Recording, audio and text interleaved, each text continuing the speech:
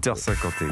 Allez, place à votre seconde signature Europe 1 du vendredi. Bonjour Eugénie Bastier. Bonjour à tous. Vous attirez notre attention ce matin sur une tribune parue il y a quelques jours de cela dans le New York Times, le grand quotidien de la gauche américaine, signée par Pedro Sánchez, le Premier ministre espagnol. Tribune intitulée « Pourquoi l'Occident a besoin d'immigration ?» Oui, comme vous le savez, le Premier ministre socialiste de l'Espagne a décidé de régulariser 500 000 migrants clandestins actuellement présents sur son sol, après un accord entre son parti socialiste et la formation de gauche radicale Podemos. Dans cette tribune, parue opportunément donc dans le grand journal de la gauche américaine en pleine polémique sur la politique migratoire de Donald Trump, Sánchez justifie son choix. Selon lui, l'ouverture à l'immigration, non seulement de l'Espagne, mais de tout l'Occident, créera non pas des sociétés fermées et appauvries, mais des sociétés ouvertes et prospères.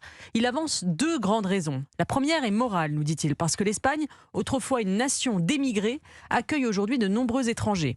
19% de la population en Espagne est immigrée. C'est notre devoir de devenir la société accueillante et tolérante que nos propres proches auraient espéré trouver de l'autre côté de nos frontières. Alors je ne sais pas si c'est une allusion à l'accueil qu'aurait dû trouver Christophe Colomb, parti découvrir l'Amérique pour les rois catholiques d'Espagne, mais peut-être devrait-il demander aux Indiens d'Amérique aujourd'hui disparus ce qu'ils pensent de l'immigration massive venue du vieux continent à l'assaut du nouveau. Ensuite, Sánchez évoque une raison pragmatique. L'immigration serait bonne pour l'économie. En effet, l'Espagne affiche un des plus forts taux de croissance de la zone euro et c'est vrai qu'à court terme, l'immigration peut permettre de doper l'économie. Mais est-ce que ça n'est pas un peu cynique d'ailleurs de considérer les migrants comme simplement du carburant économique ? Vous savez, souvent la gauche, à propos de l'immigration, emploie la logique du chaudron de Freud, qui consiste à empiler plusieurs raisons contradictoires pour justifier un argument.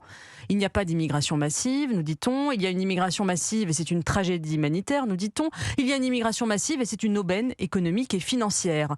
L'immigration est à la fois un devoir et un besoin. Il est extrêmement cynique de bâtir une économie sur l'importation continue de main-d'œuvre étrangère bon marché. C'est sans fin, car une fois que ces migrants seront régularisés et auront les mêmes droits que les Espagnols, il faudra en faire venir d'autres pour travailler à bas coût. Pedro Sánchez l'admet, l'immigration suscite d'énormes défis. Mais ces défis, assure-t-il, je le cite, n'ont rien à voir avec l'origine ethnique, la race, la religion ou la langue des migrants, mais tout à voir avec la pauvreté.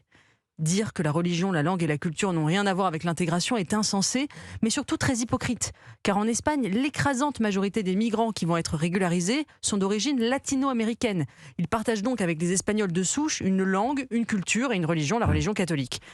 Mais il y a aussi une part de plus en plus significative d'immigration musulmane venue du Maghreb.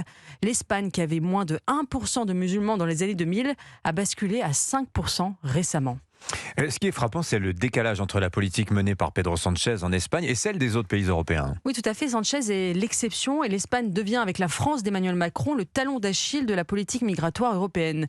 C'est le monde à l'envers, puisque la Commission européenne, qui, souvenez-vous, il y a quelques années encore, fustigeait Orban pour sa politique migratoire trop restrictive, a dit son désaccord avec cette politique d'ouverture et de régularisation de Sánchez.